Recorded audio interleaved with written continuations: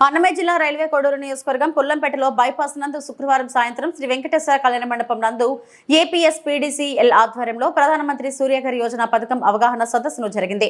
ఈ కార్యక్రమంలో additional divisional engineer Muralidhar Reddy మాట్లాడుతూ ప్రతి ఒక్క ఇంటి వారు కూడా సోలార్ బిగించుకోవడం వల్ల విద్యుత్ చాలా వరకు తగ్గించుకోవచ్చునని, 1 కిలోవాట్ సామర్థ్యం గల సోలార్ ప్యానెల్స్ బిగించుకుంటే 120 యూనిట్లు నెలకు ఉత్పత్తి అవుతాయని, 2 కిలోవాట్లకు 240 యూనిట్లు, 3 కిలోవాట్లకు 360 యూనిట్లు ఉత్పత్తి అవుతాయని, ఈ పథకం వలన గృహ వినియోగదారులకు అతి తక్కువ బిల్లు వస్తుందని తెలిపారు. ఇంటి కప్పుపై కనీసం 100 చదరపు అడుగుల స్థలంలో 1 కిలోవాట్ సోలార్ రూట్ ఏర్పాటు చేసుకోవచ్చని తెలిపారు.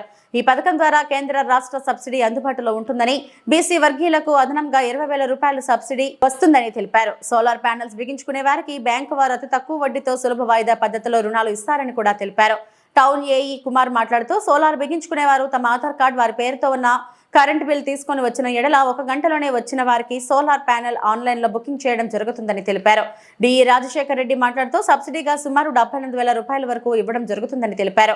కార్యక్రమంలో మండల పరిధిలోని గ్రామ ప్రజలు, మండలంలో పనిచేస్తున్న లైన్ ఇన్స్పెక్టర్లు, హెల్పర్లు పాల్గొన్నారు.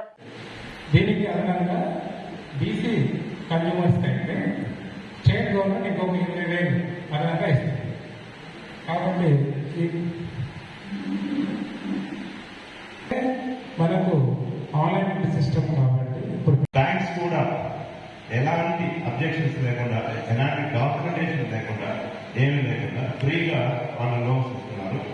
ఒకటి ఏంటంటే మనం సిబిల్ స్కోర్ మెయింటైన్ చేసుకోవాలి.